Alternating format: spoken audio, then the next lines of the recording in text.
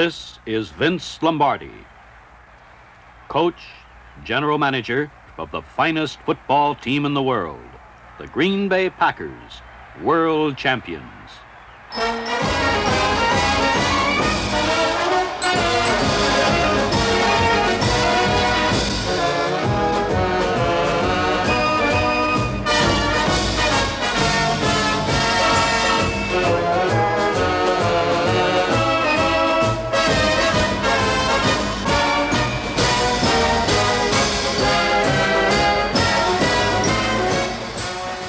The Green Bay Packers, world champions in 1965. A time-hardened team that attained greatness in the face of adversity. A team that ignored injuries to key personnel and played its finest games when the chips were down. A team composed of men who perform under pressure. A team that will be remembered in years to come as a team with character. It has been said that championships are won on defense, a fierce defense composed of proud men who thrive on violence. Men like Willie Davis, a 250-pound end who hits with bone-crunching authority. A generation of quarterbacks has known and feared the driving rush of Willie Davis. The arrow is on Davis as he leads a beefy stampede over John Brody of the 49ers. Against the Lions, Willie backtracks into the secondary and steals this George Izo pass. The man in the circle is Lionel Aldridge. Operating from the other defensive flank, the former Utah State star breaks through the Chicago line and smears quarterback Bill Wade. Ron Kostelnik is a vital part of Green Bay's defense. His explosive charge causes the Chicago quarterback to fumble, and Green Bay gains possession.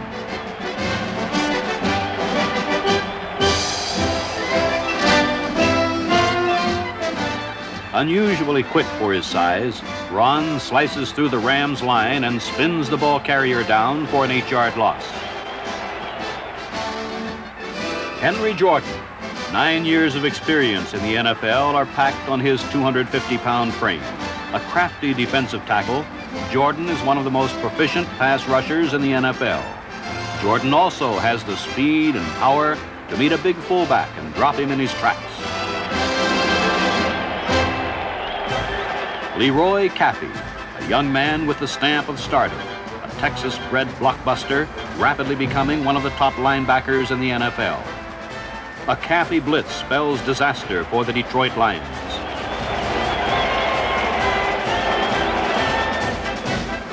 A wobbly Chicago aerial is Leroy's ticket to a touchdown as he leaps to intercept and races to the end zone for a score.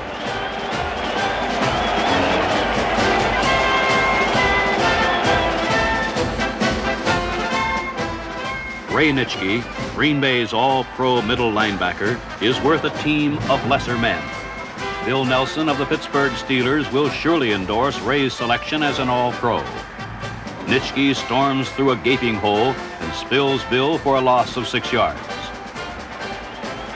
An expert at decoding enemy strategy, Ray picks off this toss and travels goalward.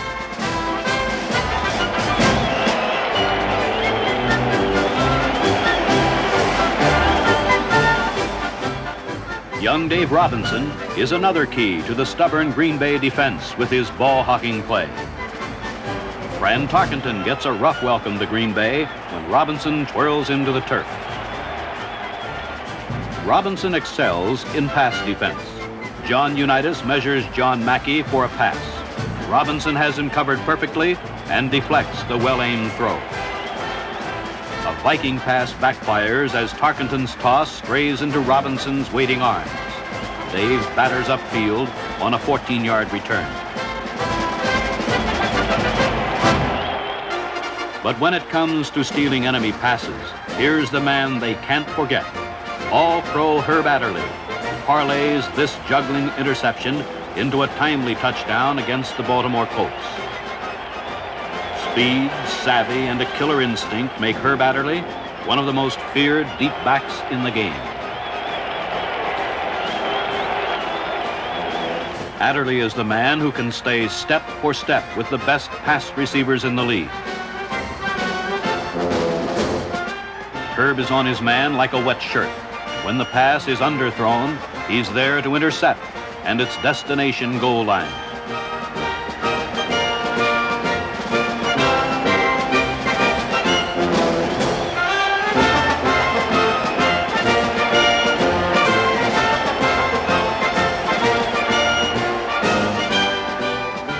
Adderley makes the steal against the 49ers. And it's there for all to see, a Green Bay touchdown. The name here is Willie Wood, a scrambling, free-roaming safety who specializes in the spectacular. Craig Morton of the Dallas Cowboys learns the hard way that the Green Bay defense is practically pass-proof. Willie Wood goes upstairs to intercept and weaves downfield on a 12-yard return.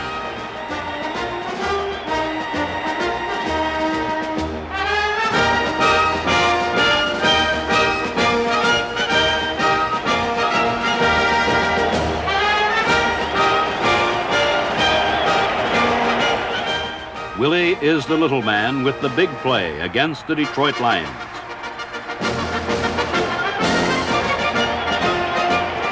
He shortcuts this George Izzo pass and returns 25 yards.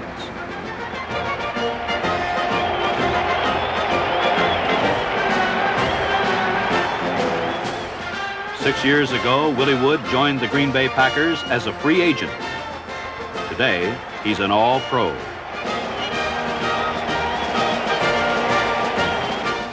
Doug Hart, the Packers cornerback, squelches this Chicago scoring threat with a crucial interception.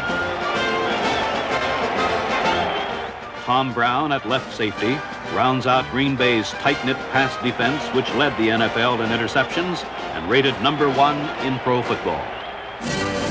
This interception by Brown is just one play in a season filled with defensive heroics.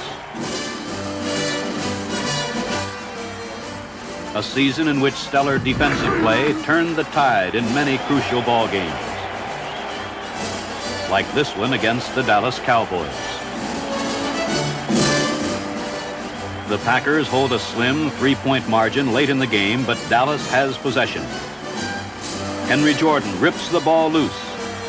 Davis gathers it up for Green Bay.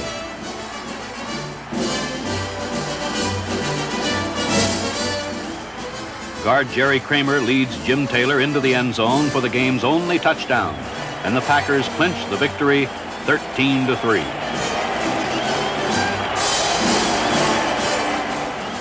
The Rams also felt the sting of the Packer defense. It's a tie ball game with a minute to play, but Kostelnik forces a fumble and the Pack recovers. With 30 seconds remaining, Don Chandler kicks Green Bay to victory 6-3.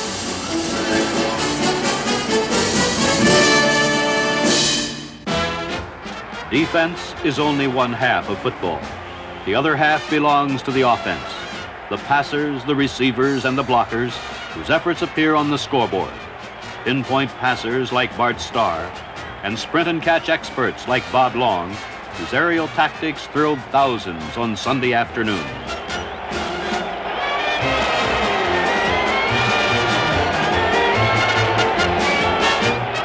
Bart Starr, whose mind and arm played a vital chapter in the Green Bay's success story. In the Packers' versatile passing attack, Starr calls on Boyd Dowd, one of his many targets. Another touchdown strike to Carroll Dave. Paul Hornung gathers in this toss for a long gainer.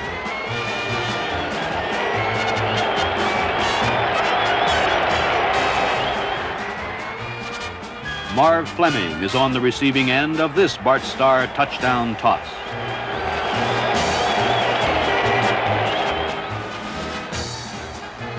And it was this passing game that stunned the Detroit Lions in Tiger Stadium. Trailing by 3 touchdowns midway in the third period, Bart Starr cuts loose. Bob Long makes the grab, and Carroll Dale makes the block.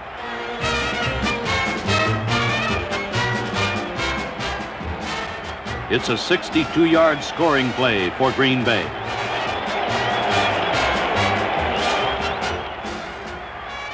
Starr sets up shop on the Detroit 31 and finds a touchdown bargain in halfback Tom Moore.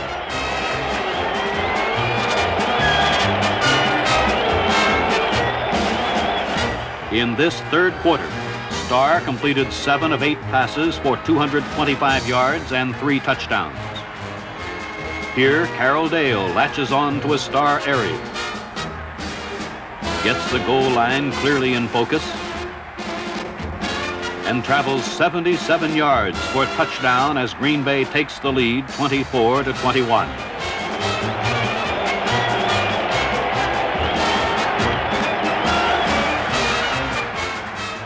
Tom Moore opens fourth period action with a 15-yard burst, much to the dismay of Detroit's Bruce Maher. And Starr adds the finishing touch to this stunning comeback victory over the Lions. In Minnesota, the Packers equaled an NFL record by racking up 28 points in the fourth period. Bart Starr lands a 47-yard beauty in the hands of Boyd Dowler, and the Packers take command in the fourth quarter. The defense, too, had its moments of glory in this record-setting scoring spree. Nitschke grabs a loose ball and moves to the Viking 15.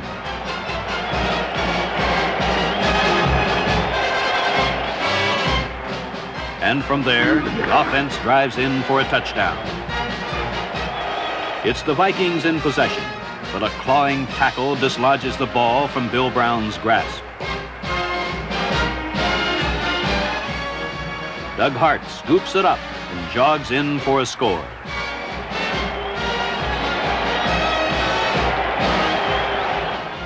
Desperately trying to regain the lead, Tarkenton resorts to the airwaves. But a Herb Adderley interception ends the Viking threat. Starr fires to Long for the 4th touchdown in this period. Green Bay wraps up another come-from-behind victory. When the Packers needed a lift, Zeke Bratkowski was the man who shouldered the burden. Bratkowski replaced an injured Bart Starr and engineered the Packers' final game-winning drive in the first of the 3 encounters with the Baltimore Colts. This touchdown pass from Bratkowski to Max McGee spelled defeat for Baltimore.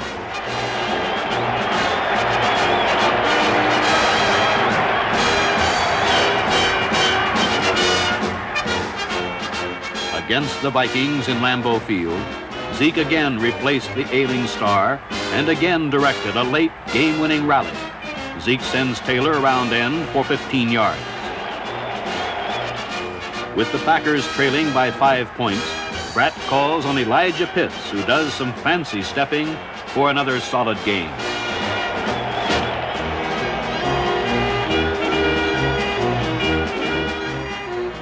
Bratkowski pitches to Bill Anderson. The big tight end shrugs off a tackler, gallops in for the winning score. Green Bay notches still another late comeback victory. As a place kicker and a punter, Don Chandler has few equals. Against the 49ers, Don's quick mind and powerful foot was a deciding factor in the Packer victory. Here he fakes a punt, runs for a crucial first down.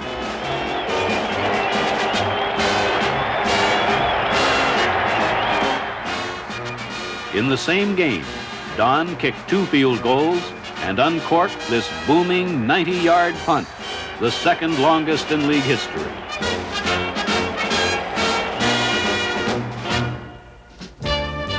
The bags are packed.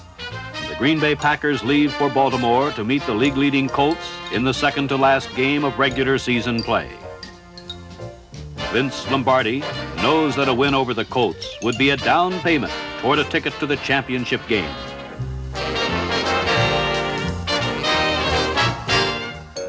The team enjoys a comfortable, relaxing flight, courtesy of United Airlines, and By the way, 13 out of the 14 teams in the NFL fly the friendly skies of United. Jim Taylor will be relying on men like Jerry Kramer and Max McGee to pry open the Colt line. A sellout crowd packs Baltimore's Memorial Stadium to see the two titans of the West in action. A thick fog settles on the field as the Packers threatened early. Starr finds Jim Taylor open and throws.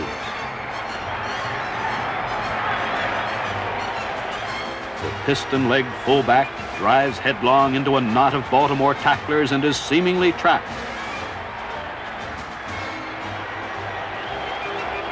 But there's no stopping Taylor today. He slips loose and proceeds to the Colt 3-yard line.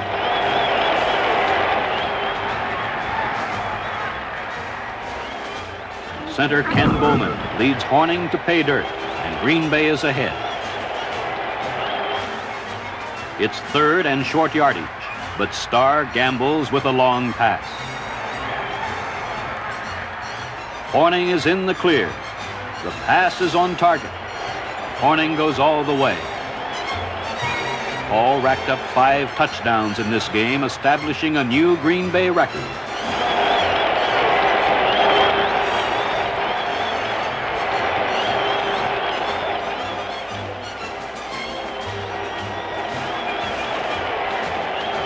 Late in the first half, Baltimore threatens to take the lead.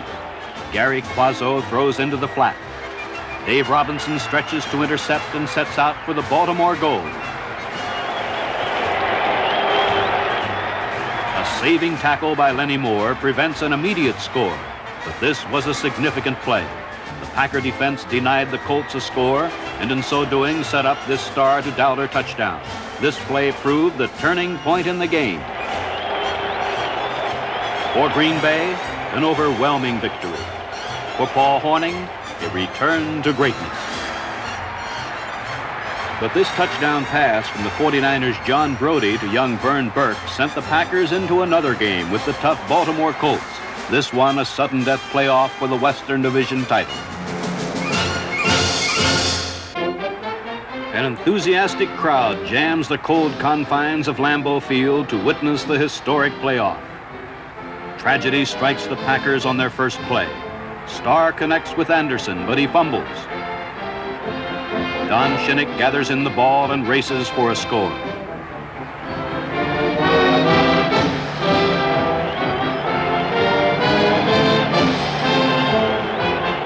Green Bay not only gives up a touchdown, but also Bart Starr, who is forced to withdraw from the game.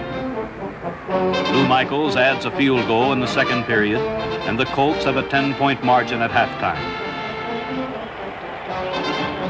In the third quarter, a high pass from center causes Tom Gilberg to make a run for it.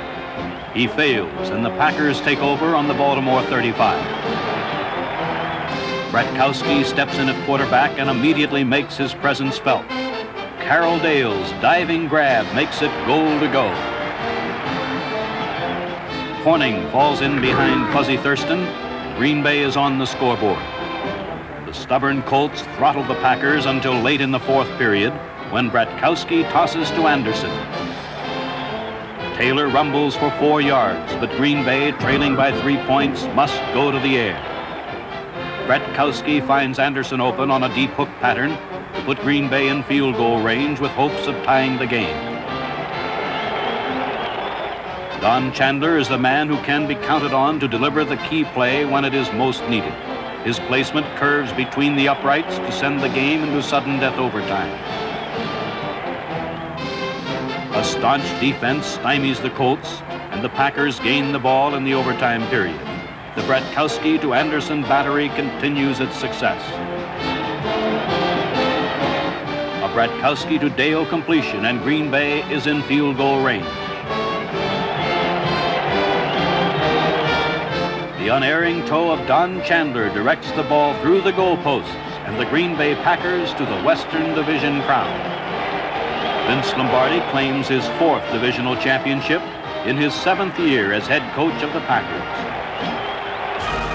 The day of the World Championship is wet, cold, and snowy.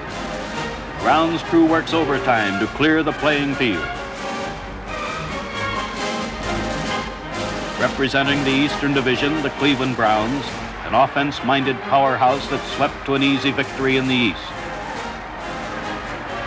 Tom Moore returns the opening kickoff 24 yards.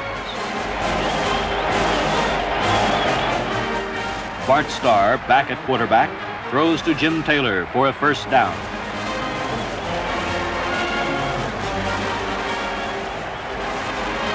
Starr completes a short swing pass to his other setback, Paul Hornung.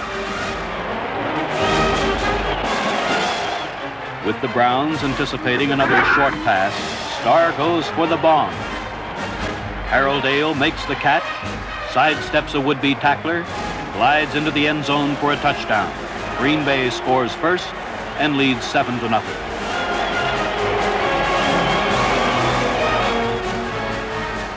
The Browns are quick to retaliate as Frank Ryan sends Jim Brown deep, then hits him for a 30-yard advance.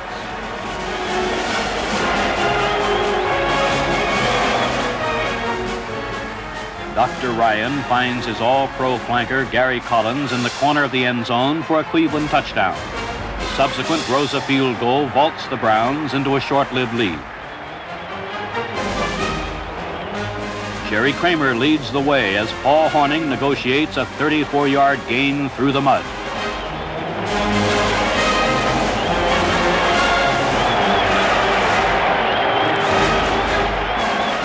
A Starr to Dowler completion moves the ball deep into Cleveland territory, where a Don Chandler field goal puts Lombardi's Legions back into the lead, 10-9. In the second period, Ryan takes to the air lanes. This time he is not as fortunate as Bob Jeter deflects his pass intended for Paul Warfield. Green Bay's superb pass defense, which played a significant part in this championship game, foils Ryan again. Willie Wood, the Packers' free safety, flies in front of Leroy Kelly to make a reaching interception. Wood's defensive heroics set the stage for another Don Chandler field goal, which boosted the Packers to a 13-9 edge.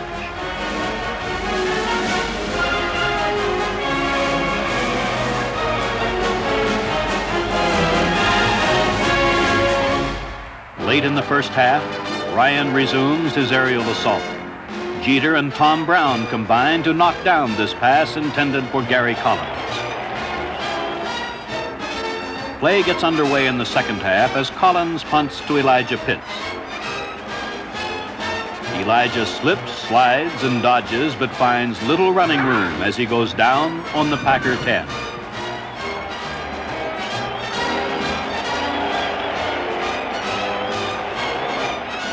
Thurston escorts Hornung for 5 yards as the Packer juggernaut starts to roll.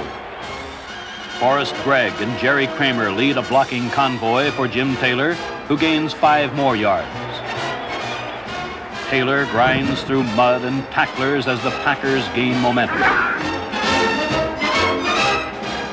The Bayou Blaster leaves a scattered trail of Browns as he slams for 10 well-earned yards.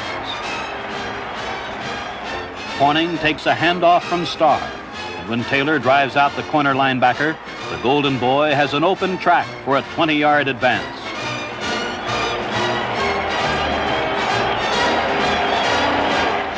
Hornung adds the final 13 yards to this 90-yard scoring march as he slogs through the slippery turf for a touchdown. The Green Bay Packers hold an 8-point margin midway in the third quarter. Desperately trying for a much-needed touchdown, Ryan arches a long pass to Jim Brown. Only the outstretched hand of Ray Nitschke prevents a Cleveland score. In the final quarter, the Packers continue to batter the Browns' line. Taylor gets 7 yards. Behind Bob Skoronski, Taylor racks up a 6-yard gain to put the Packers in field goal range. In the art of place kicking, Don Chandler has few peers. His 29-yard placement splits the uprights. Green Bay leads by 11 points. A smiling Jim Taylor knows that the Packers are on victory's doorstep. In a last-ditch scoring try, Frank Ryan's pass is too long for Gary Collins, but just right for Herb Adderley, who intercepts and clinches the victory.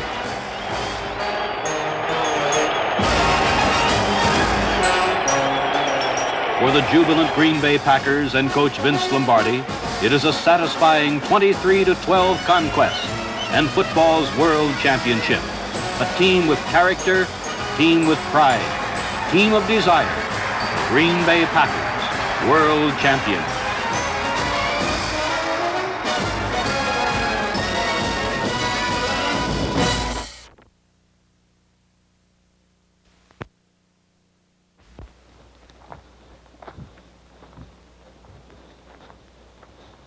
I'm Frank Gifford. Here in Green Bay, they explain the world champion Packers with a single word: work. Coach Vince Lombardi says that those who seek success in pro football must never stop working for it. Over and over, the men of Lombardi are drilled to do everything the right way. Teams that meet the Packers know that while they may play even with Green Bay for a while, as soon as they make a mistake, there'll be a Packer around to take advantage of it. This premier showing of the Packers' championship trail in the great 1966 season proves that the champs do their pregame homework and hardly ever forget their lessons once that whistle sounds.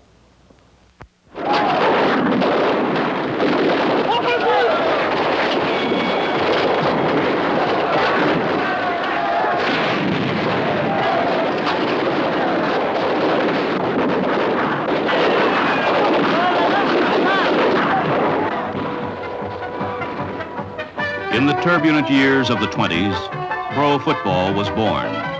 In small towns throughout America, pro teams sprang up, prospered briefly, and died. But in one, the team survived. In Green Bay, Wisconsin, a team was founded with $500 put up by a meatpacking company. They became known as the Packers. There were no stadiums, no tickets. The earnings were meager, but the club survived. In 1921, the team became one of the charter members of the National Football League.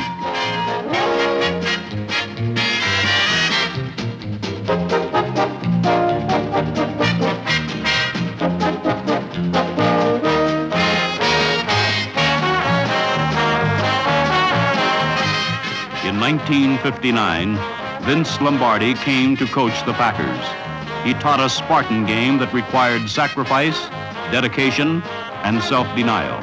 For many, it was too tough. They left and never came back.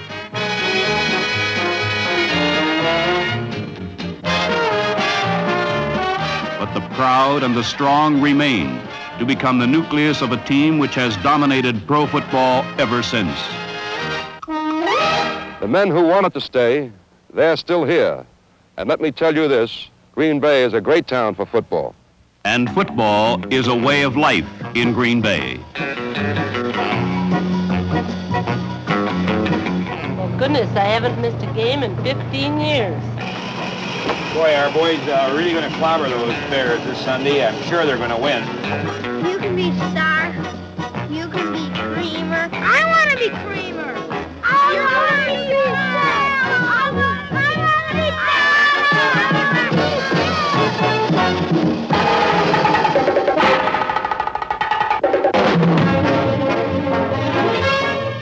There is never an empty seat in Lambeau Stadium. The only way anyone gets to see a game is by buying a season ticket, and that takes years of waiting. Johnny, numbers, pictures here. Line up today, program. Yeah, official program. Line up today, boys. The reason is the Packers themselves. They are the current wonder team of football and the last of the town teams.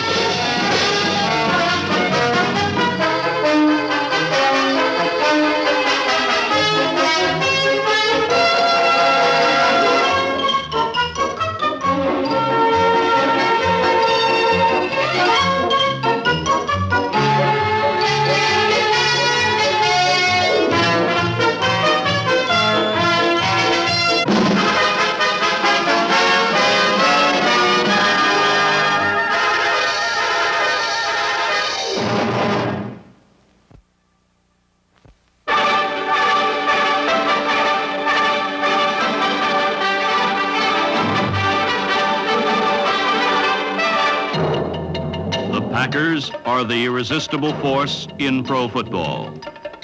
A sort of force of nature. The river that won't stay away from your door. The boulder in Boulder Dam.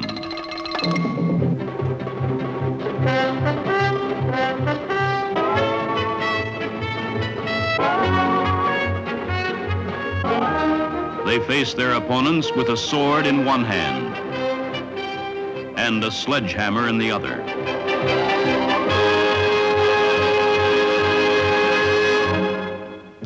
The Packers are tactically correct on nearly every play. The play mix is delicate and varied.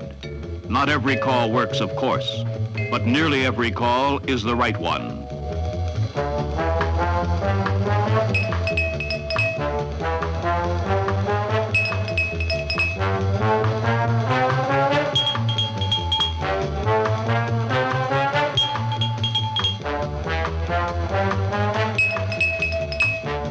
The plays are classic and the formations few. They have an offense that can challenge every part of a defense, but it's not fancy.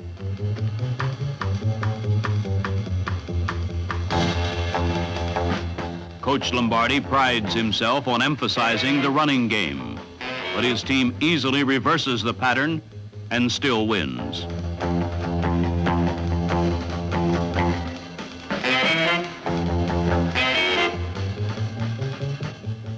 Quarterback Bart Starr has often been referred to as a percentage passer, which implies he goes for the shorter, more easily completed passes. And yet last season, 9 of his 14 touchdown passes were on plays beyond 40 yards. His receivers have been better this season than ever before, though they're all the same people. The greatest improvement has come from tight end Marv Fleming, number 81. At 6'4", 235 pounds, he outweighs defensive backs by 40 pounds.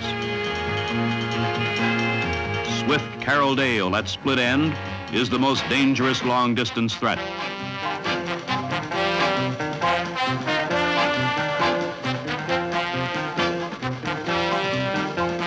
His substitute, Bob Long, is even faster. Flanker Boyd Dowler is a primary target when the big play is needed.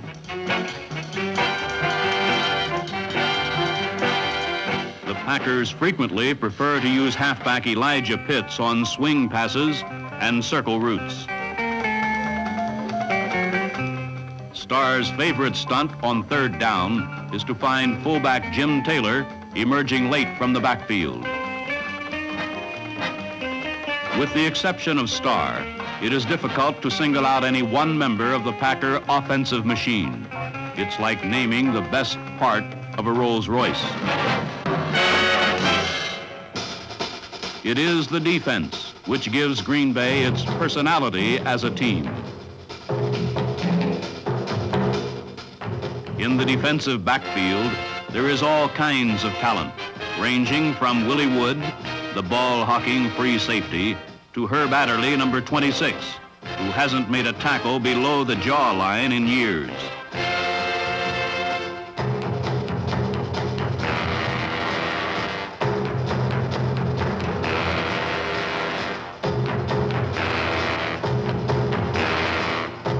The game they play is fast and vicious. Every pass receiver is a marked man.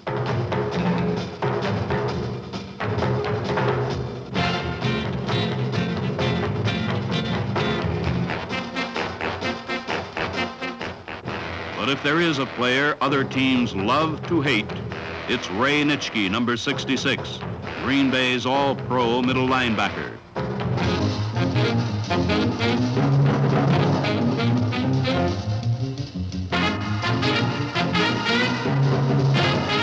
Nitschke and his corner men, Leroy Caffey, number 60, and Dave Robinson, number 89, are widely acknowledged as the best set of linebackers in the NFL.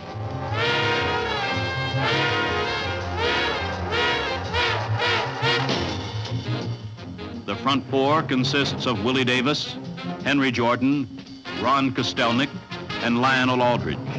Their pass rush is so effective that the Packers blitzed the linebackers less than any other pro team.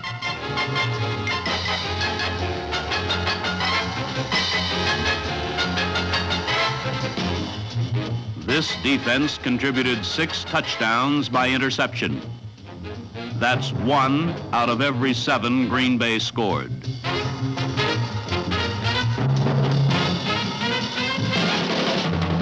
In 1966, the Packers combined their near-perfect defense with a steady offense to claim their 4th world title in the last 8 seasons.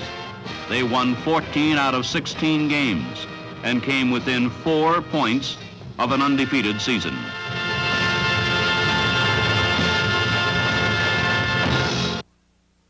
The Baltimore Colts, vengeful and defiant after their second-place finish in 1965, were eagerly anticipating the first game of the new season. John Unitas was hot for all but the last 2 minutes of the first half, but that brief letdown was fatal to Baltimore. Pouncing on Unitas's passes, the Packers won the game in those moments on 2 beautiful interceptions, the first by Leroy Caffey, the second by Bob Jeter.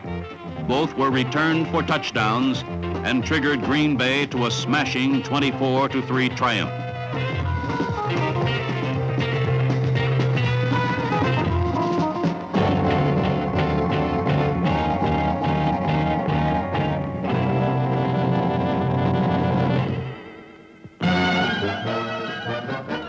In the season's second contest, the Packers met the Browns.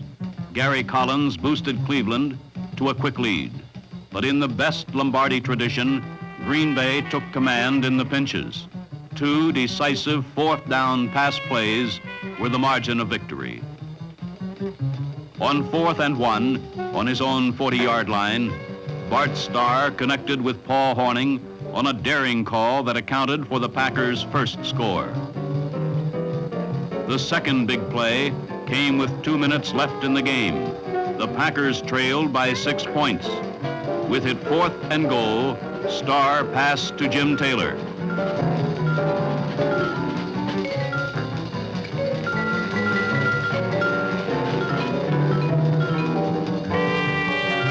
The play covered only 8 yards, but it won the game.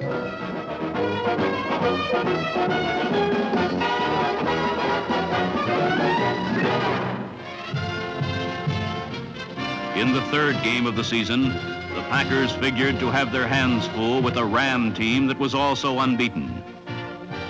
They made it look easy. Bart Starr found the Los Angeles defense to his liking and passed Green Bay to an easy victory and sole possession of first place.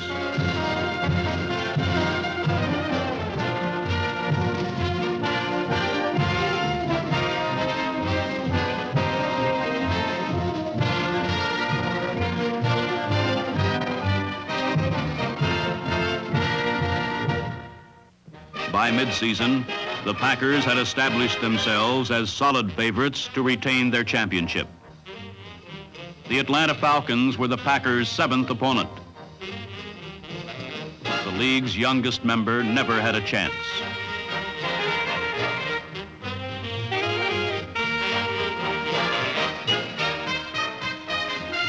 Rookie Donnie Anderson, in his first extended appearance, exploded for 2 touchdowns, one on a sparkling 77-yard punt return.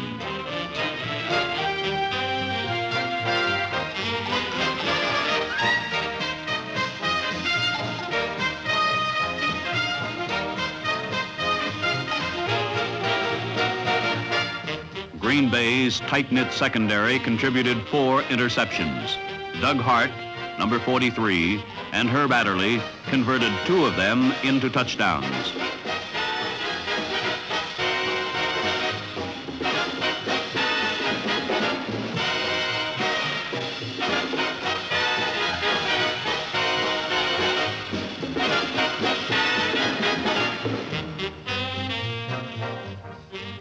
Final score, Green Bay 56, Atlanta 3. The following week, Elijah Pitt scored 3 touchdowns against Detroit in the finest day of his career. He got the first one with a 4-yard run in the second period.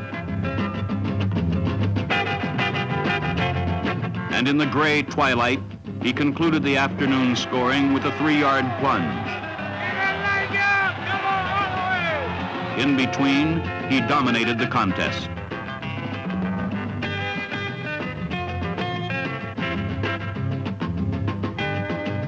At the finish, it was Green Bay 31, Detroit 7. November 20th, another Sunday in Titletown, another game. But this day and this game were unlike any other. The Packers and George Halas's Chicago Bears were playing for the 96th time in the NFL's longest and fiercest rivalry.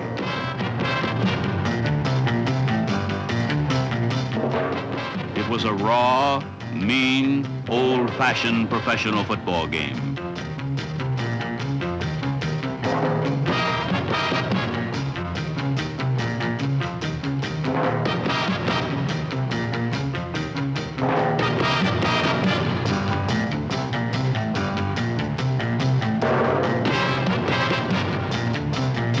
There were no heroes, there was no glory. It was trench warfare, waged by Bob Skoronski, Forrest Gregg, Jerry Kramer, and Fuzzy Thurston, old pros who understand the high price of victory. It was a battle won by elementary maneuvers. The unsparing Green Bay defense held Gale Sayers to 68 yards rushing in 20 carries. Green Bay's offense, under the intelligent marshaling of Zeke Bratkowski, struck for 2 touchdowns, which were enough for victory.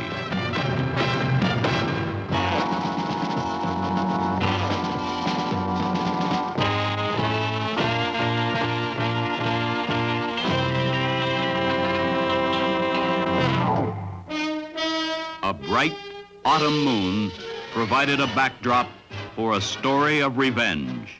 3 weeks before, the Minnesota Vikings had handed the Packers a startling defeat. But today, Green Bay simply outclassed the Vikings. They out-defensed them, outran them, and out-scrambled them.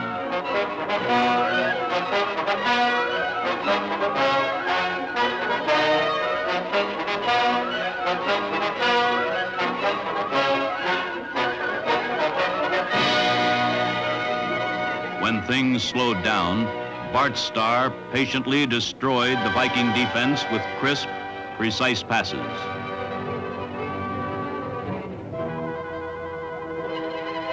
Jim Taylor, Green Bay's savage fullback, was knocked senseless in the first quarter.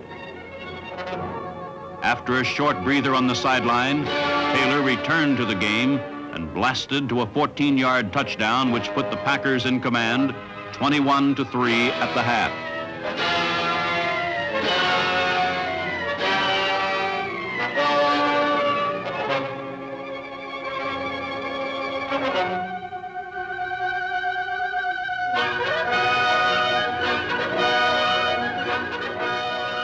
In the second half, this story became entirely the property of defensive end Willie Davis, number 87.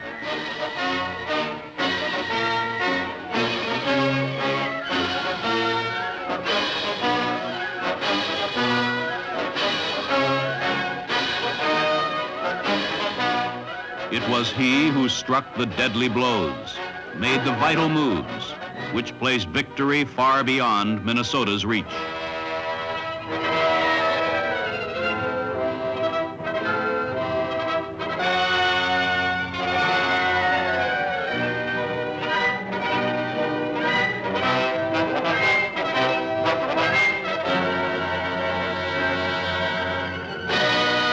Packers 28, Vikings 16. Victory with vengeance. Coach Lombardi's pregame instructions were to the point. Stop Unitas. Stop him cold. The Western Crown is ours. In a tense, stirring game, the Packers defeated their closest rivals, the Baltimore Colts, for the second time in 1966.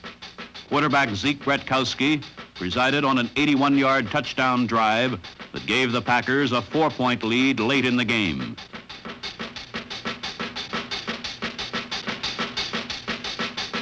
Unitas, in typical fashion, drove his team downfield in the waning minutes.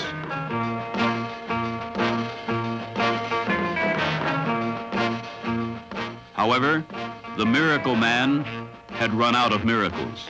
With 1 minute to go, Unitas crossed up the Green Bay defense by running up the middle, but a slamming tackle by Willie Davis jarred the ball loose.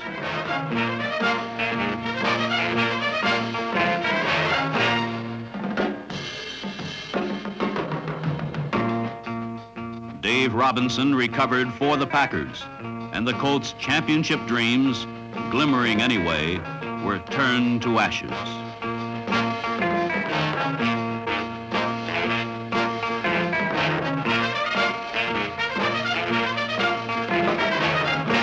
The Green Bay Packers strode off the field, champions of the West.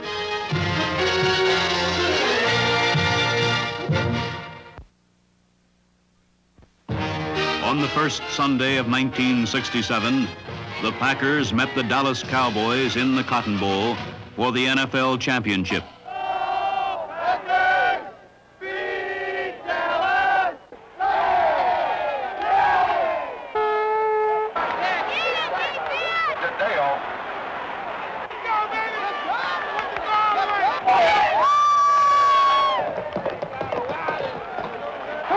Let's get a block in there. Put him down. If I don't say adios, that means I got him.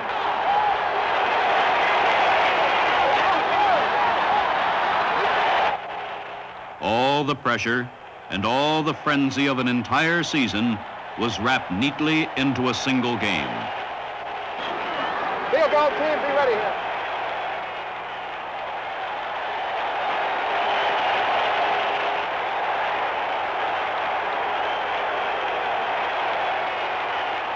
After all the fumbles, the long passes, and the fierce hitting, the whole thing boiled down to 4 Cowboy plays from the 2-yard line in the last minutes of the game.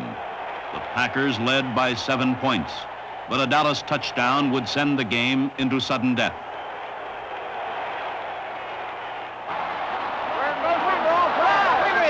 A penalty and a grim Packer defense combined to make it 4th and goal.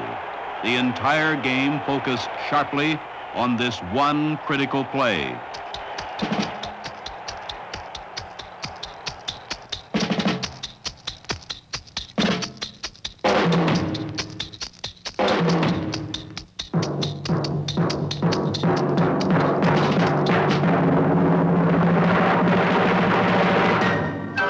Dave Robinson forced Don Meredith to throw off balance. Tom Brown intercepted the wobbly pass. And here in the end zone, under the blazing lights, the Cowboys' desperate title bid expired. The Packers were champions again.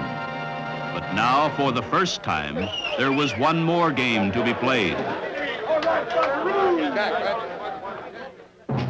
On January 15th, 1967, in the Los Angeles Coliseum, the Packers met the Kansas City Chiefs of the AFL with pro football's world championship at stake.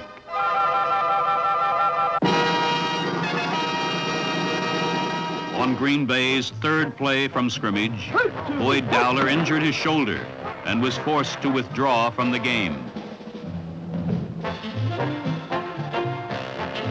Enter Max McGee. Although the oldest player on the field, Max emerged as the game's surprising hero. Ranging freely through Kansas City's porous defense, McGee caught 7 passes, 2 for touchdowns.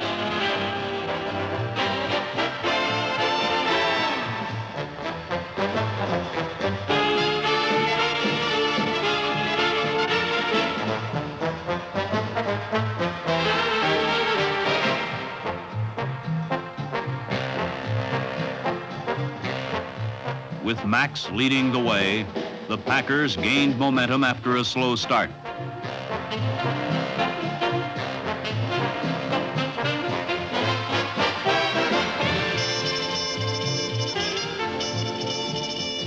In the second half, the first game between the long feuding leagues became a rout.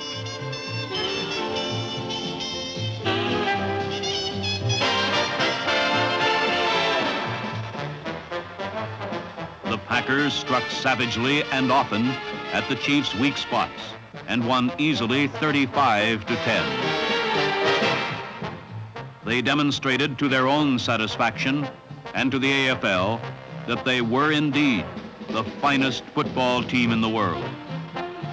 A team of strong, dedicated men who met the rigorous challenge of their game and emerged the master. The 1966 world title belongs to the big team from the small town.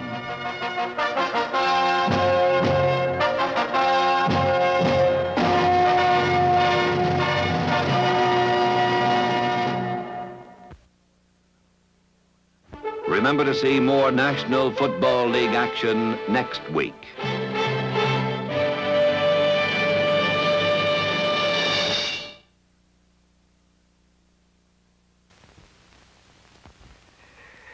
Since 1965, only one light has burned in the National Football League. It has glowed constantly for the proud Packers of Green Bay, Wisconsin. In Lambeau Stadium on December 31st, 1967, they won their third consecutive NFL title, a feat never before accomplished in the modern history of the game.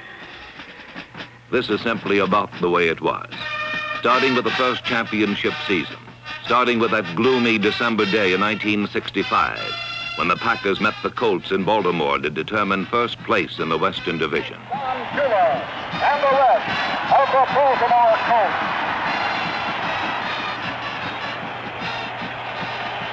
One man can't win a championship, but certainly no one man contributed more in the crucial games of the 1965 season than Paul Hornung, number 5.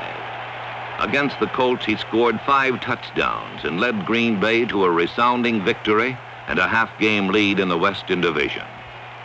But at the season's end, the Colts and the Packers were tied, and in a playoff game in Lambeau Stadium, they battled to a 10-10 deadlock. After 14 minutes of sudden death overtime, Green Bay's dreams of the Western title rode on the right foot of Don Chandler. His field goal attempt cleared the crossbar with ease and cleared the way to the first championship game. 1 week later on the same field, Green Bay head coach Vince Lombardi saw Chandler and Hornung lead the Packers to the NFL title with a 23-12 victory over the Cleveland Browns. In 1966, quarterback Bart Starr passed Green Bay to an easy victory in the Western Division.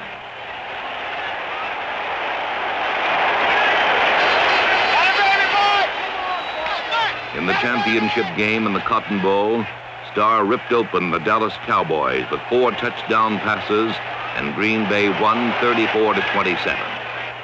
2 weeks later, against the Kansas City Chiefs of the AFL, Starr directed the Packers to a convincing triumph in the first Super Bowl game.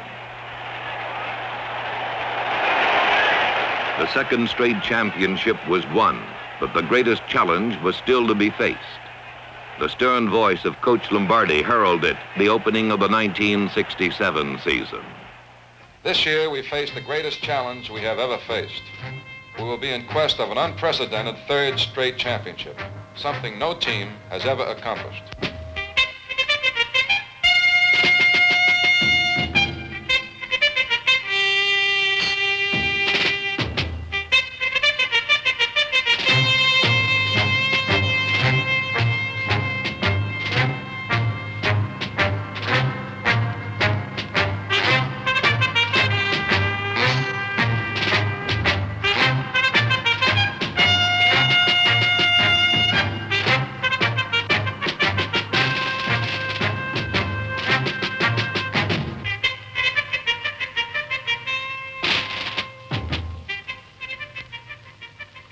Coach Lombardi faced the greatest challenge with a team that was torn and battered.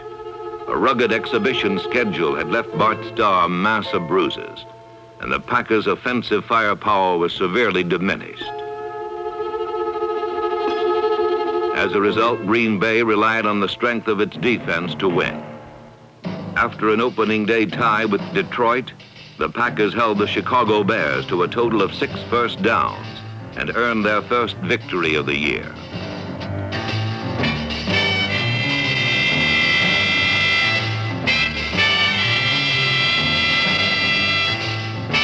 In the season's third game, the Atlanta Falcons ran 50 plays and gained only 58 yards. Not once did they cross the Packer goal as Green Bay registered a 23-0 shutout.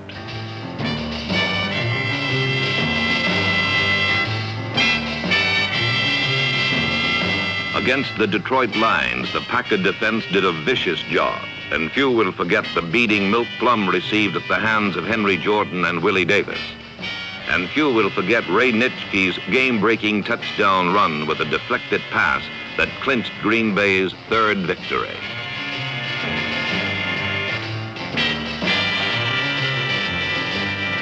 So, through the first part of the season, the defense kept Green Bay's title hopes alive. And throughout the remainder of the year, it would be the determining factor in the Packers' success. It is an aggressive defense that intimidates opponents, wears them down, and disorganizes their offensive patterns.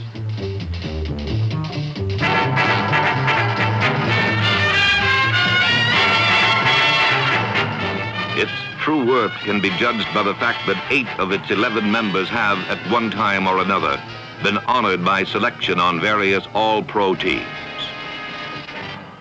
The oldest and most respected member of the Packer defense is end Willie Davis, number 87, a 5-time All-Pro from Grambling College. Davis teams with Lionel Aldridge, number 82, to give the Packers 2 of the quickest ends in the league. Veteran tackle Henry Jordan combines guile and strength to reach the quarterback. His partner, Ron Kostelnik, disdains guile in favor of pure strength. Backing up the front line, there is Ray Nitschke, number 66, a veteran of 10 years and the most feared middle linebacker in football. Above all, Nitschke is a leader who carries the rest of the defense with him.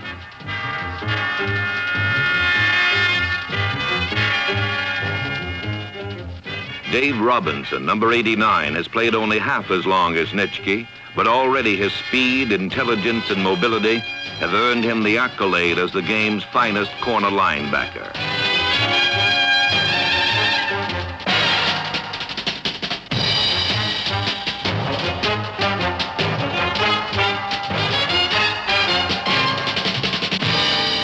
The third Green Bay linebacker is number 60, Leroy Caffey, a damaging blitzer who tackles with enthusiasm and effect.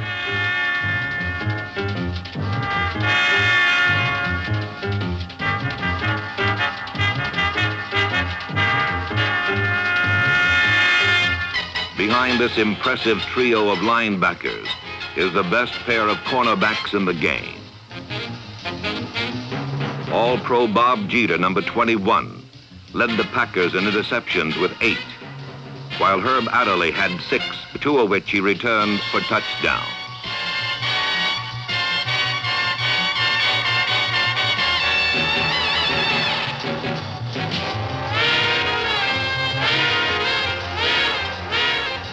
The flamboyant play of these 2 cornerbacks is balanced by the conservative but alert play of the safeties.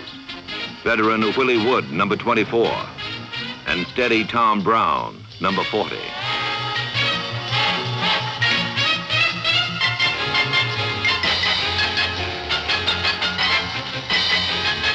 Supported by this defense, the Packers held up through the first 4 games without a loss.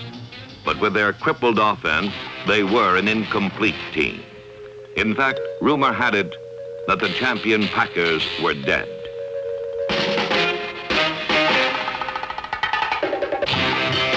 They still wore the same green jerseys and gold helmets, and they still had a concrete defense.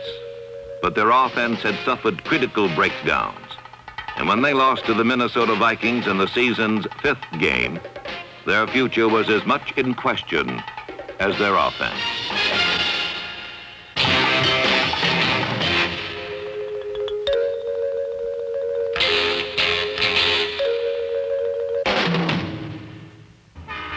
After their loss to the Vikings, the Packers arrived at Yankee Stadium to play the Giants.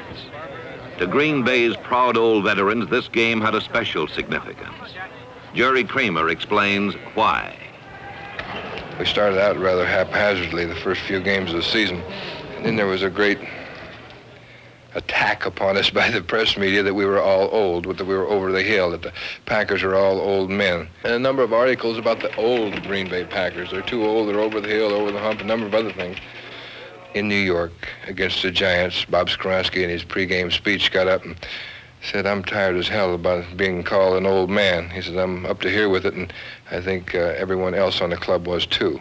We were a little mad, not particularly at the Giants, but at the newspaper people more so than anybody else, and we had a little something to prove. They inspired us. They gave us a reason to play.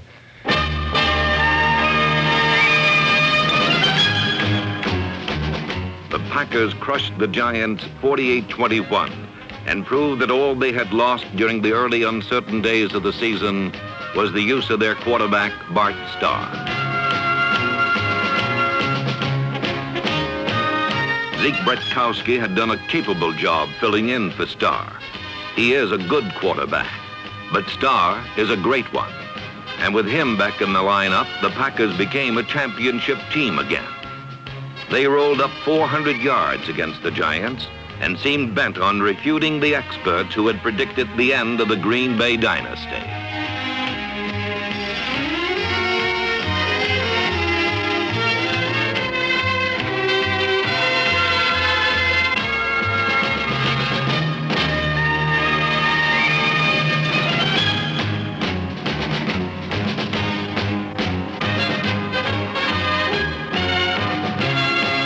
In the first half of the season, the defense had kept the Packers in contention.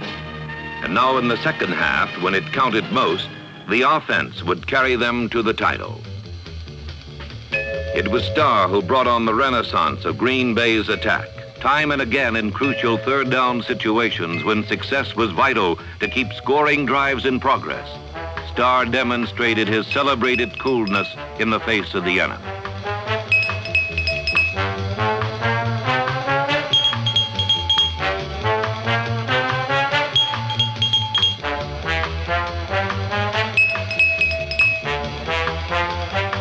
And when the occasion arose, he proved to be an adequate scrambler as well.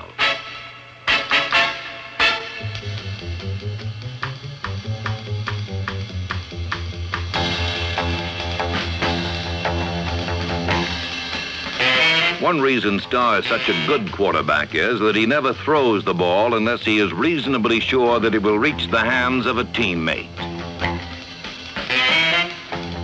He would accept a momentary setback and patiently wait for the appropriate moment in which to strike.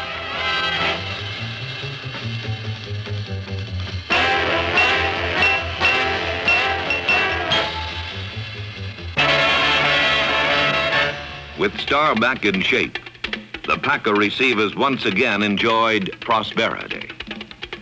Boyd Dowler, number 86, the tall ex-hurdler from Colorado, was the Packers' leading receiver with 63 catches.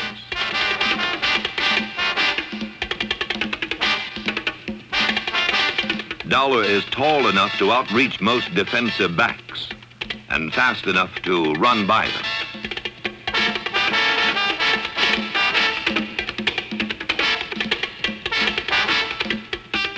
Max McGee, infinitely wise after 12 years in the NFL, has a certain genius for producing the big play. McGee is a spot player, but Carroll Dale is not, and he shares much of McGee's wisdom and has more speed.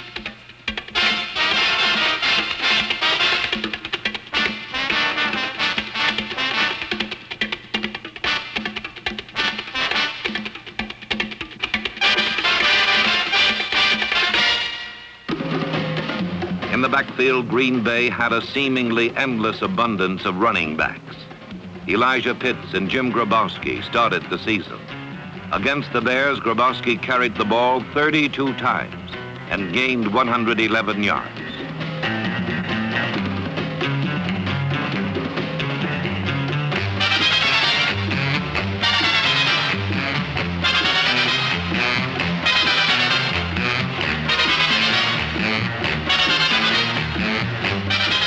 Elijah Pitts, number 22, is not as big as Grabowski, but he hurts when he hits. And his balance and quickness make him especially effective on Green Bay's most famous running play, the power sweep.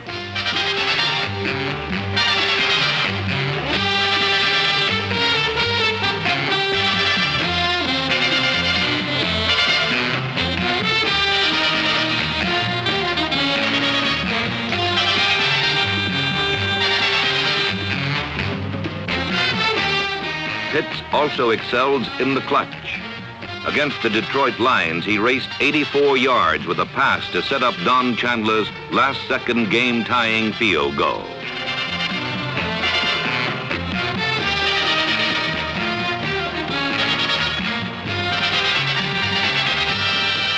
Due to injuries, neither Grabowski nor Pitts finished the season. Ben Wilson, number 36, replaced Grabowski. He boomed and barreled his way for 531 yards and was Green Bay's top rusher in 4 games.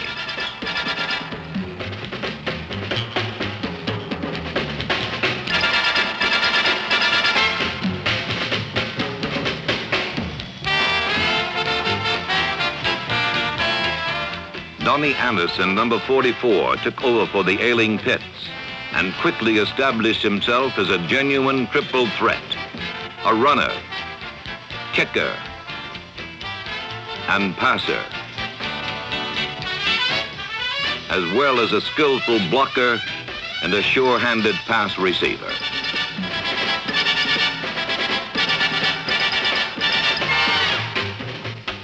Anderson's long stride covers much ground, and he runs with reckless abandon.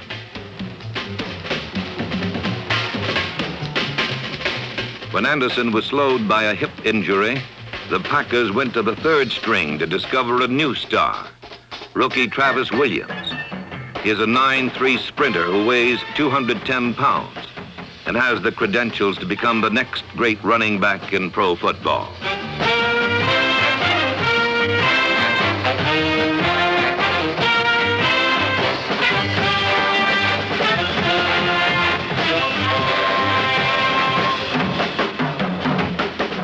In 1967, however, Williams paid his biggest dividend to the Packers as a kick returner.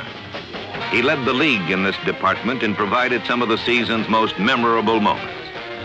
In a close battle with the St. Louis Cardinals, Williams ripped off a 94-yard kick return that won the game for the Packers.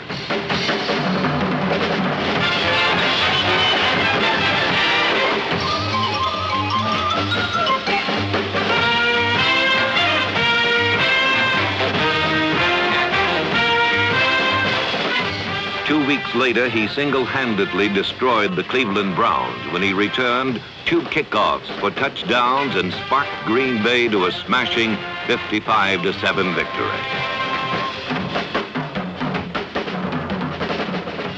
By November, all the parts of the Green Bay machine were functioning smoothly. In the 11th game of the season, the Packers crushed the Chicago Bears and proved that they were the best team in the Central Division. 1 month later, they would prove for the 3rd year in a row that they were the best team in the Western Conference.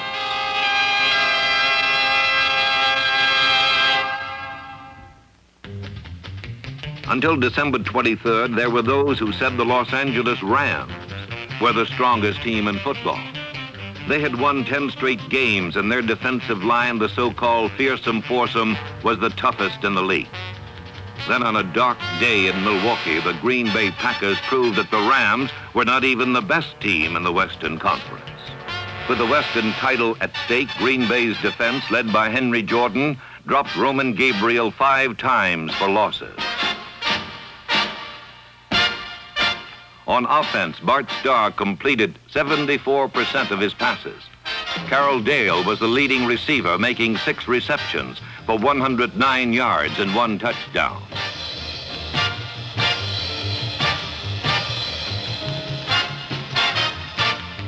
Bob Skoronski, Forrest Gregg, Gail Gillingham, and Ken Bowman opened gaping holes in the fearsome foursome.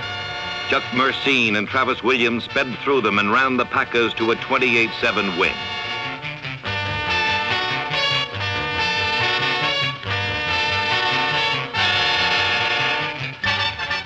Gimmick nicknames have not romanticized the Green Bay Packers. Otherwise, after this game, somebody would have dubbed them the Fearsome 40. On the coldest New Year's Eve in the cold, cold history of Green Bay, the Packers met the Dallas Cowboys of the Eastern Conference for the championship of the National Football League. After 55 minutes of play, the Cowboys led by 3 points, and most of the crowd had almost decided to go home, warm up, and drown their sorrows with a sad New Year's Eve celebration. But in the final frozen moments, the Packers burrowed deep into that reservoir of experience and determination that has accumulated in their unequal 3-year reign as champions of the world. They toiled 67 yards in 4.5 minutes to the threshold of pro football history.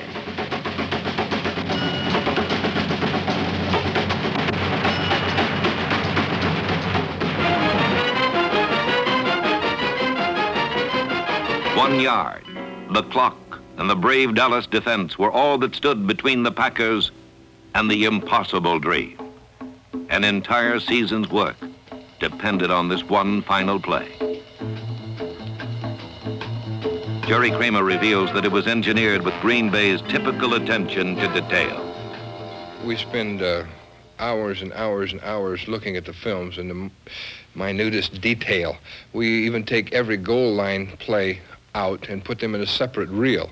And traditionally, your defensive linemen on the goal line charge in low and hard. And oftentimes, they what we call submarine. They just bury their head on the ground so that they can't be moved back.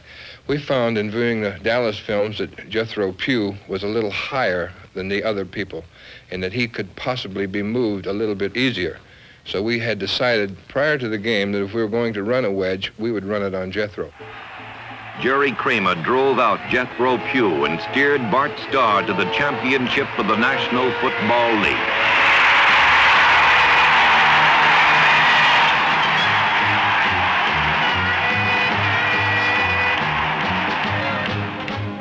There it was, only one play, one block in a long season of plays and blocks in 1-yard game.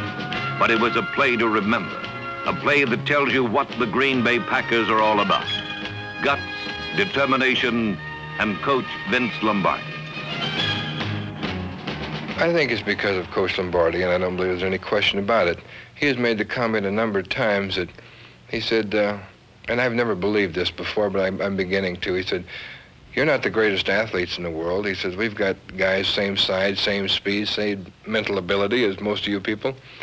But he says, "There's something a little more." He says, "We look for a little bit of character in an individual. He molds that character, or that's something that's intangible, something special about you. And if you don't have it, you don't stay in Green Bay very long. And if you do have it, or have a chance to have it, he brings it out of you and develops it in you." With an icy victory in the NFL championship, the Packers won the right to move south to Miami for the Super Bowl. On the eve of the World Championship, the Packers' clean jerseys concealed the raw truth of a hard-fought season.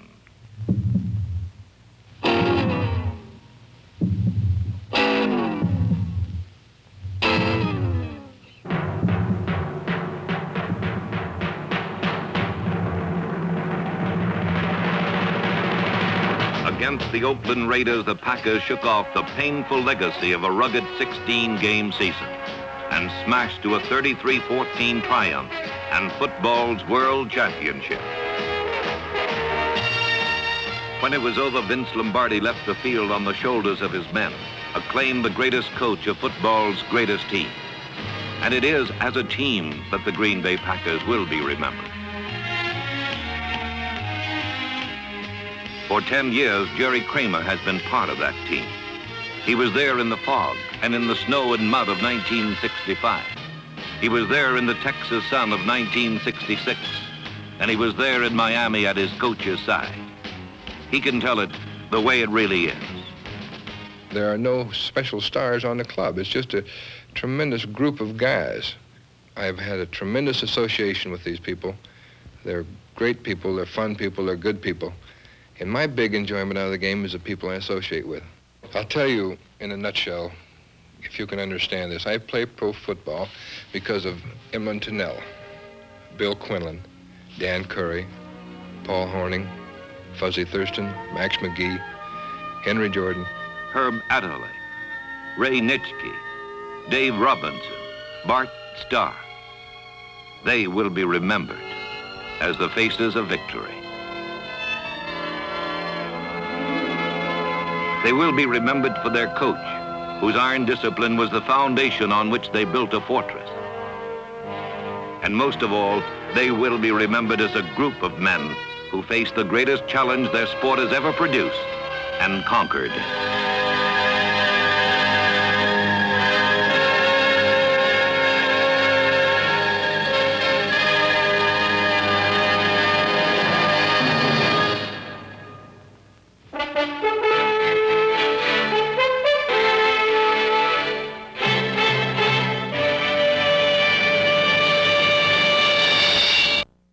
During the 1960s, the Green Bay Packers won 5 world championships.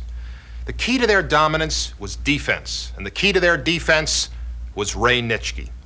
His threatening appearance and nasty temperament once caused Los Angeles columnist Jim Murray to write, "The Green Bay Packers came here by jet, but Ray Nitschke just rode his broomstick." Off the field, however, Nitschke was a caring, sensitive person who devoted his time to raising a family rather than raising hell. Yet, his fearsome image is part of his story, and he will be forever remembered for the savage figure he cut on the field. If looks could kill, then he would have claimed many victims. Fortunately for the NFL, Ray Nitschke only scared his opponents to death. When Ray Nitschke loomed over center, he displayed the frightening intensity of a man peering through the bars of a padded cell. He was a wild man on the field. He had a gleam in his eyes, and I used to get under Tingelhoff and look over, and there was Nitschke with a gleam in his eyes that nobody else I'd ever played against ever had.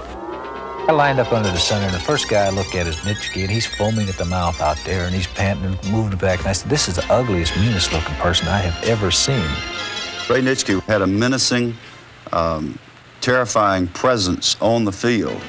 Just his demeanor, the way he carried himself, but most of all, the collisions he caused.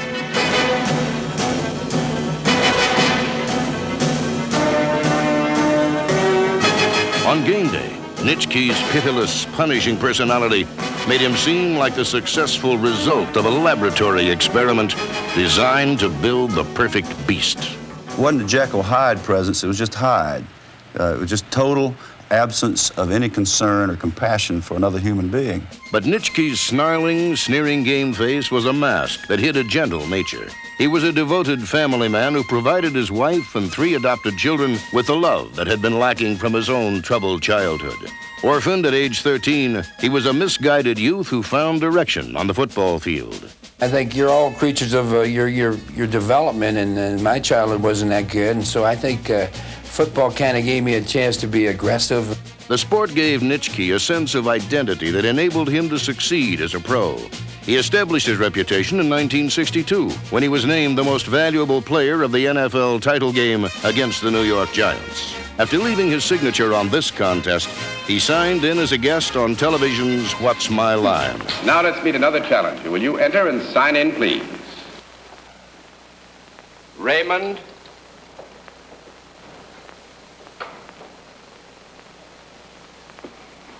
Nitschke, is that right?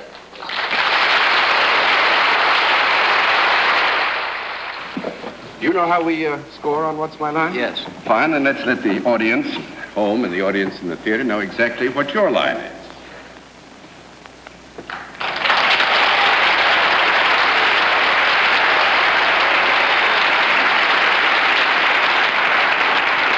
panel, we can tell you that our guest is salaried and deals in a service.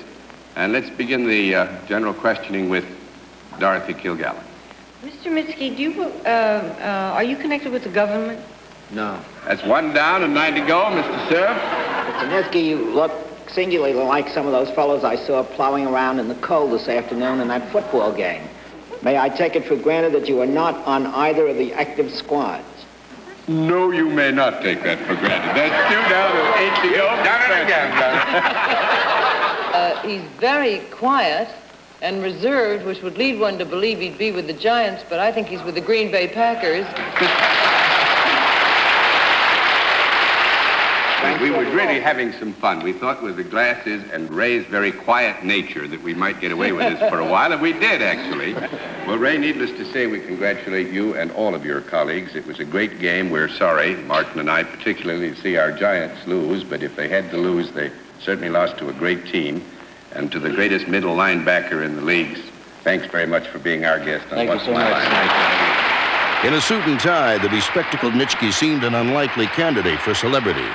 But in Packer green and gold, he commanded center stage.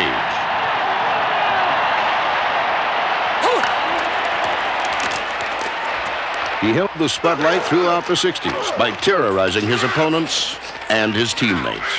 Ray didn't care if it was Bart Starr or Paul Hornung. He's going to hit them.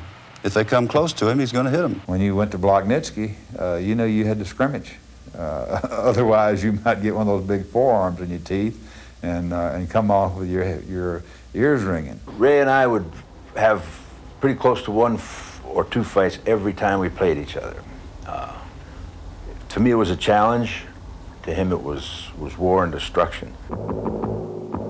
Nitschke patrolled a football field as if it were a battlefield.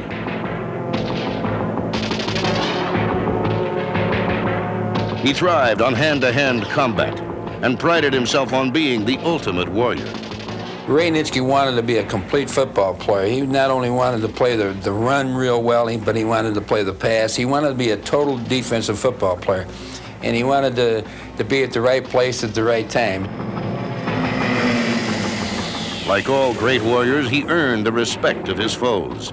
Nitschke was the best I've ever played against consistently. He was the best middle linebacker I've ever played. I mean, he took no prisoners.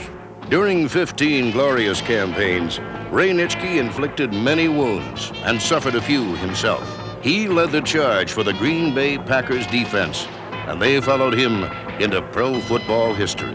Nitschke was more than a middle linebacker. He was really the inspiration of the Packers. I think his teammates were really afraid not to play well with him around.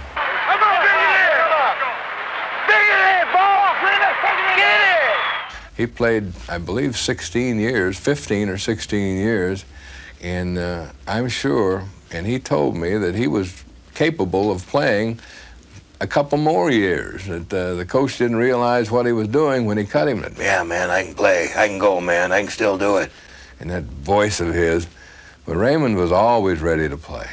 I played on some great football teams in a great town, and I had no player would ever had a better career than Ray Nitschke had in Green Bay. So when I retired, I was pleased that I fulfilled the dream that I had, and it was a great career.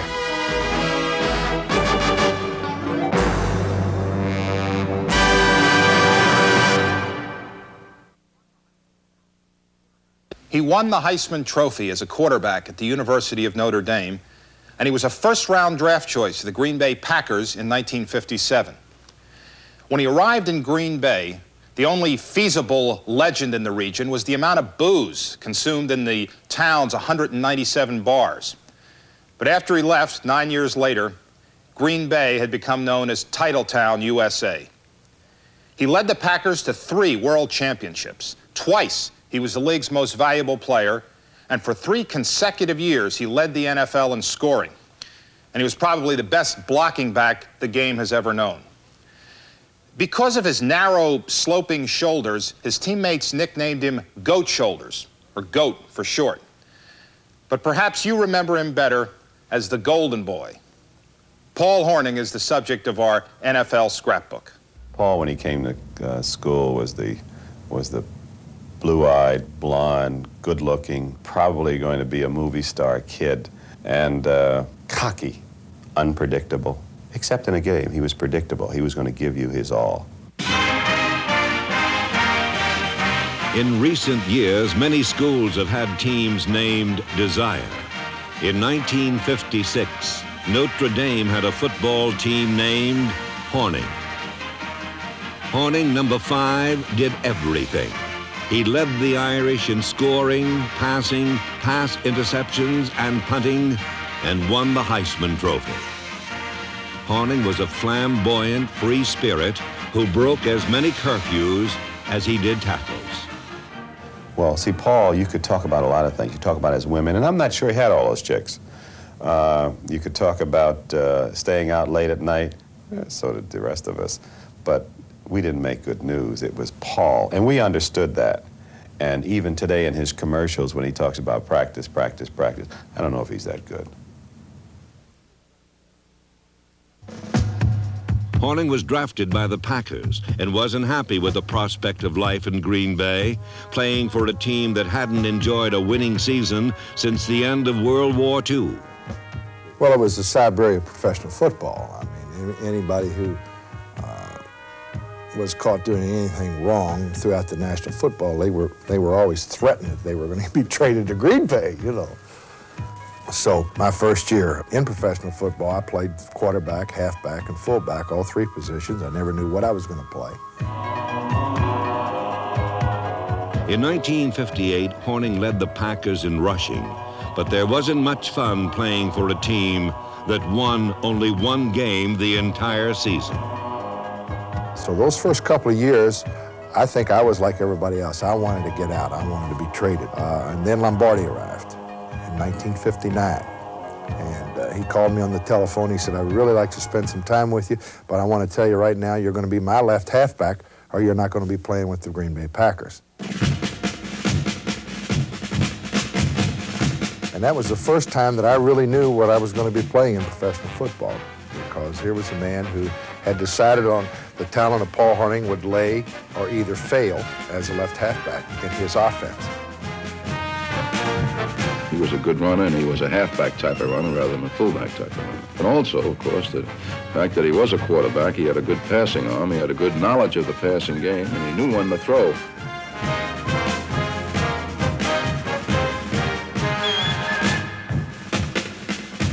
He lacked some things. For example, he did not have great speed, for example. If Hornung had great speed, he might very well go down in history as the greatest halfback of all time. In 1960, Hornung set an NFL record that may never be broken when he scored 176 points in 1 season. He's got to be, I would say, the greatest competitor that I've ever coached. The tougher the game, the tougher he played.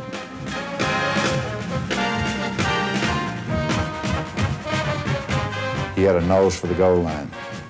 I think Paul Hornung was as good inside the 20-yard line as any football player I've ever known. I played with him. I felt that at the time. When Paul got the ball in his hand inside the 20-yard line, I just felt like that somehow or another we would get it in, or he would get it in.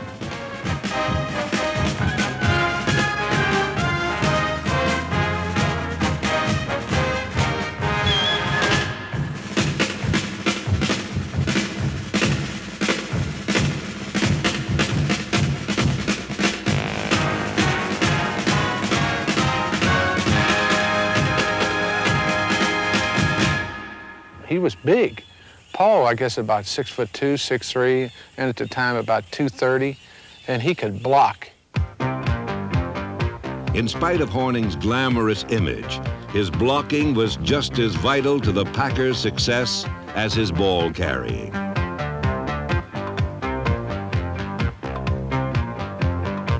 On the field, Hornung captured the best of the game's traditional values.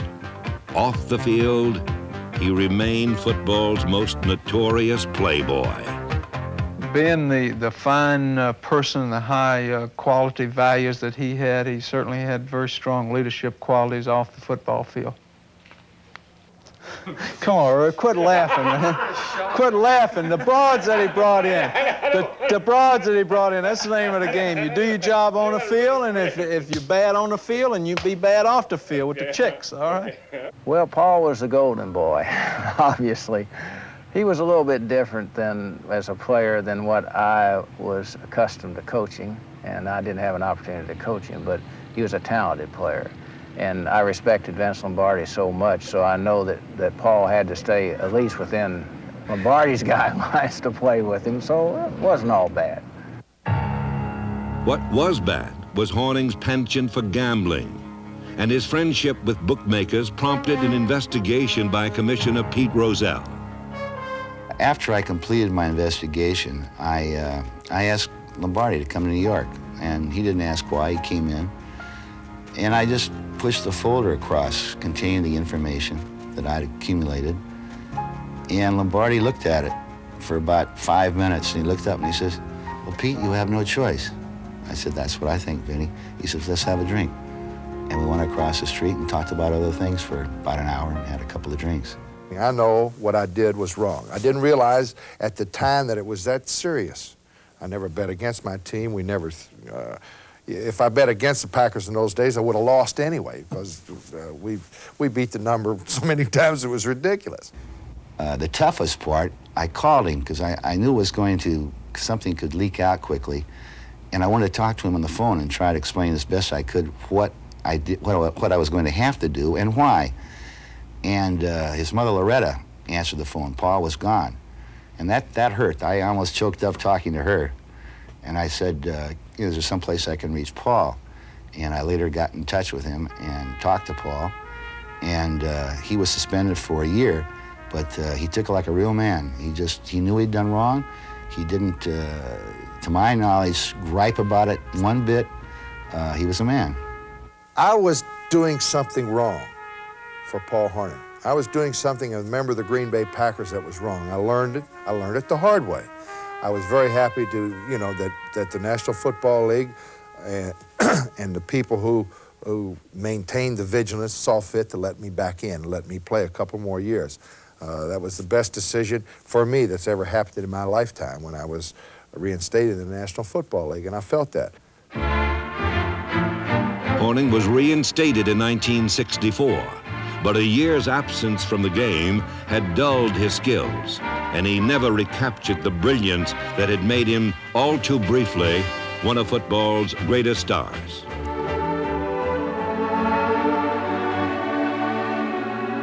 In 1965, Hornung was benched and disappeared from the limelight he had once found impossible to escape. But then, in the second-to-last game of the regular season in Baltimore's fog-shrouded Memorial Stadium, a green-shirted ghost came out of the past to lead the Packers to victory. Hornung scored 5 touchdowns as the Packers defeated the Colts 42-27. 2 weeks later, in the NFL championship game against the Browns, the one-time gambler and all-time lover ran for 105 yards and scored the winning touchdown.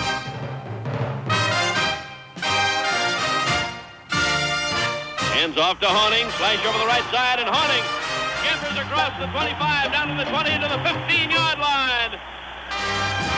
Starr takes the ball, hands off to Hornung, sweep to the left side, he's got the block, he's inside the 10, he's at the 5, cuts into the end zone for the touchdown. The Green Bay Packers are the National Football League champions for 1965. After nearly 3 years in the shadows, Paul Hornung was not only a champion, he was a golden boy again.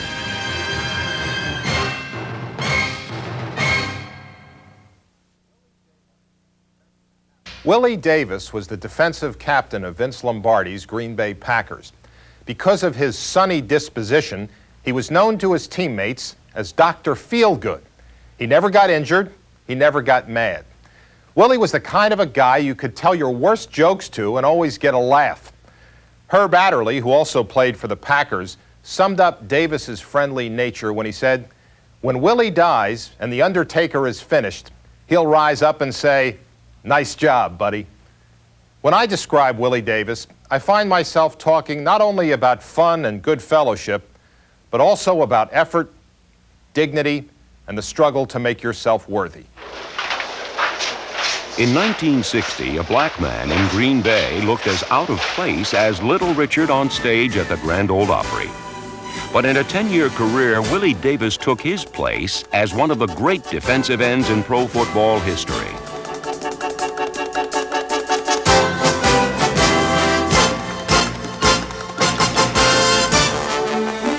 He was the war eagle of the Packer defense, swooping in with wings extended and talons bared. There was no escaping Willie Davis, for this bird of prey flew across a football field.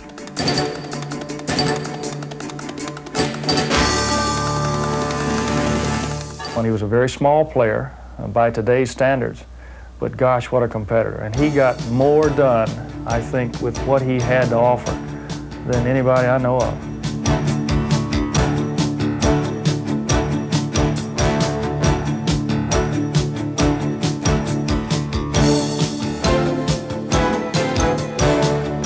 One of the smaller defensive ends in the league. And I always thought I could block him because he was just too small. What I found was that he was very aggressive in chasing the plays. Defense, you kind of play with frenzy. You play it with excitement. It was much more exciting to me to be on the attack.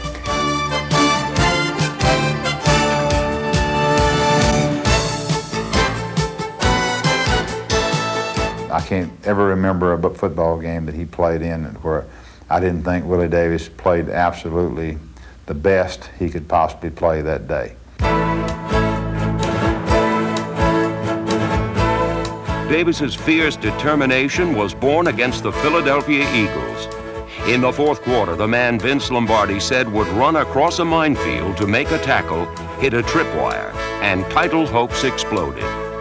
I felt that we played maybe cautious, and maybe we were just happy to be there. What I remember most about that ball game is on a play that ultimately turned out to be the big play. And it was a sweep away from me. I chased the play, but I was concerned that maybe I was going to overrun the play and it was going to cut back, and I was kind of like the trail man. As it turned out, all the blocking got wiped out. He turned the corner and went about 30 yards on a third down situation. And I tell you, I lived with that play the entire offseason, and I said, never again in my life would I not make a play that I know in my heart or that I feel that I was supposed to make.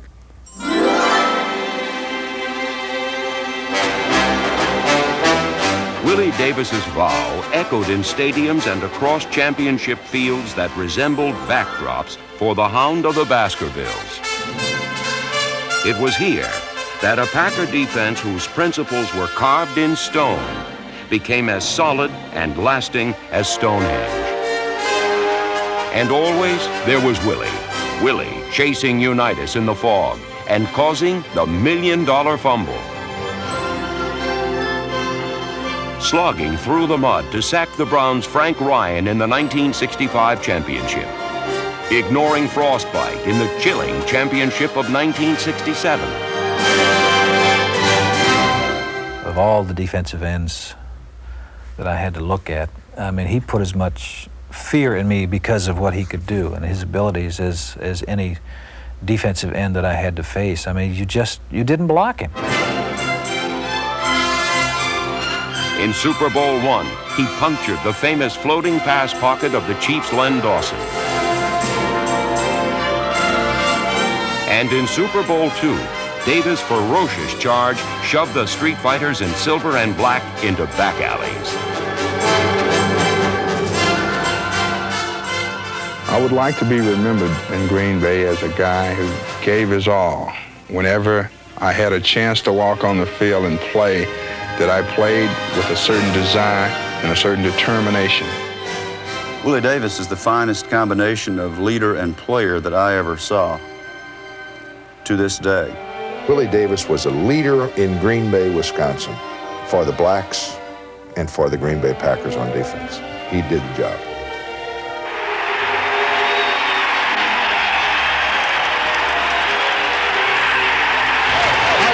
say that it's been a great time for me the last 10 years playing here for the Green Bay Packers. I'm surely indebted to my teammates, the Packer organization, but most of all, to you, the fan. I would just like to say it's been more than a game. It's been a way of life. Thank you.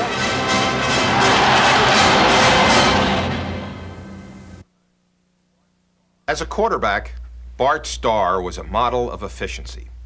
As a man, he was, and still is, a model of good behavior. He doesn't smoke. He doesn't swear. He leaves the vodka out of his screwdrivers, gets his hair cut regularly, and when he played with the Green Bay Packers, he often insisted that his teammates put their dirty towels in the laundry bin to make the team manager's job easier. Now, don't get the idea that Bart Starr was a wimp, because he wasn't. In tough pressure situations, he filled the soft spots with steel. He played in 6 championship games and won 5. He once threw 294 consecutive passes without an interception, and that's a record that might never be broken. But perhaps the most significant fact about Bart Starr was that he had the ability to adjust, to work and to grow, and most importantly, to eventually become what his quiet but driving ambition demanded, to be a champion. In 1958, the Green Bay Packers were the worst team in the NFL. Their quarterback was a shy, courteous young man named Brian Bartlett Starr, who seemed to be living proof of the old adage, nice guys finish last.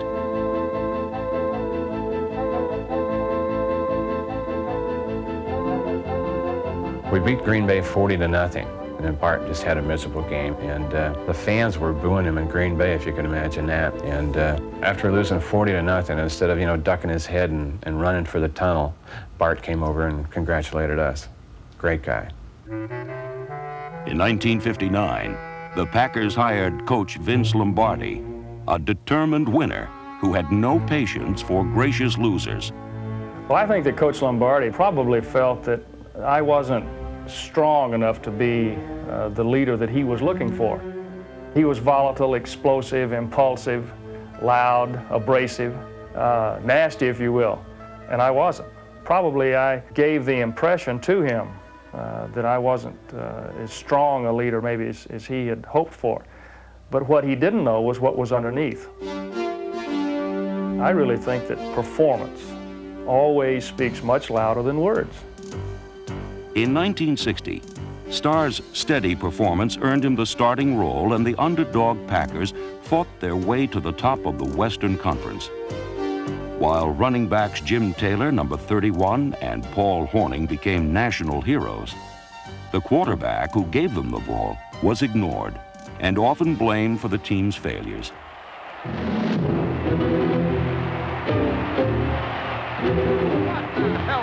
Football is that we're playing out here today. Oh, God. Oh, get him out of there, will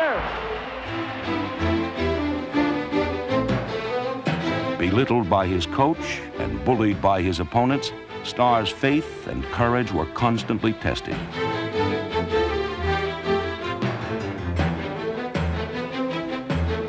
He stood up to the punishment and abuse with a quiet defiance, and even Lombardi soon learned that Starr's gentle nature gave no hint of the fire that glowed within. A lot of people mistake kindness for weakness, and Bart Starr stood up to Lombardi every time he should have.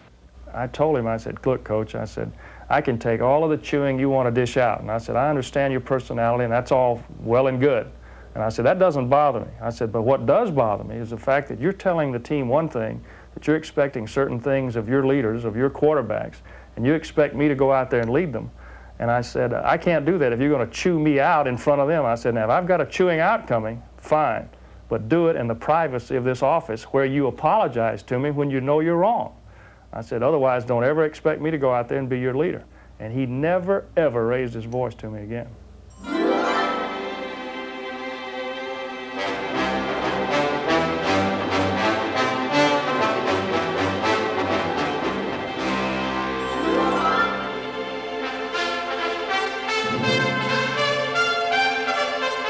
The competitive fires in Bart Starr were well banked and deeply hidden, but Lombardi fanned them to a blaze, and Starr changed from a man who used to lean on his team to one who could lead it.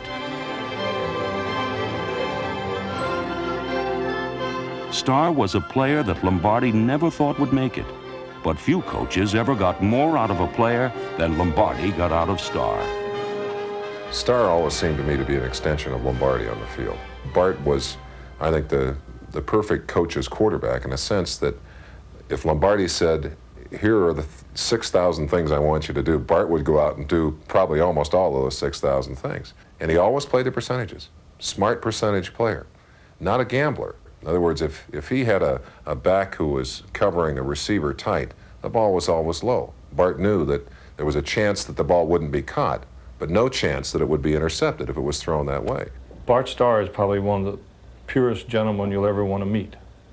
But on the football field, he'll cut your heart out and show it to you. He probably completed more fourth down and one passes than anybody in pro football. People don't remember him as that, but I have, because I was on the sidelines and listened to the discussion, and Coach Lombardi would say, what's he going to call? Is he going to run it on fourth and one? I said, Coach, you can bet he's going to throw it. I think the quality of a great leader, of a great quarterback, is being able to deliver when you have to. Anybody can play when there's really nothing at stake, regardless of the game, regardless of the situation. But I really think the measure of the player is how well he plays under pressure when you have to win. Above all, Bart Starr was the consummate pressure player, and he proved it by winning 5 championship games, more than any quarterback in history. In 1966, Lombardi's Packers won their second straight NFL championship game and 4th league title when Starr threw 4 touchdown passes to defeat the Dallas Cowboys.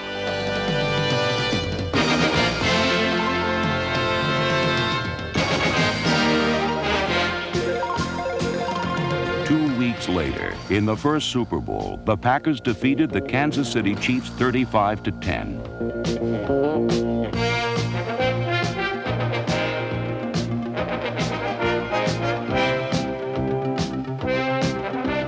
Starr was named the most valuable player, and the coach who once doubted him had by now become his biggest fan, and together they went on to make pro football history.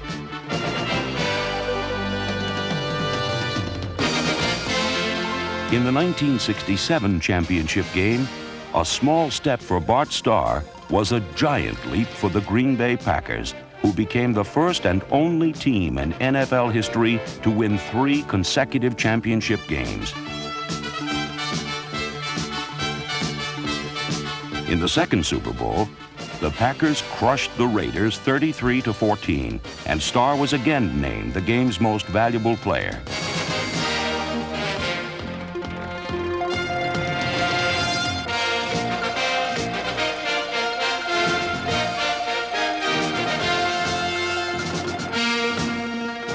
Unlike most of the great quarterbacks, Bart Starr was made, not born, and the lessons of his life seem clear. One of my favorite quotes is from William Jennings Bryan, and I think it sums up how I feel about my career and what I was able to accomplish when he said that destiny is not a matter of chance, it's a matter of choice. It is not something to be wished for, it is something to be attained.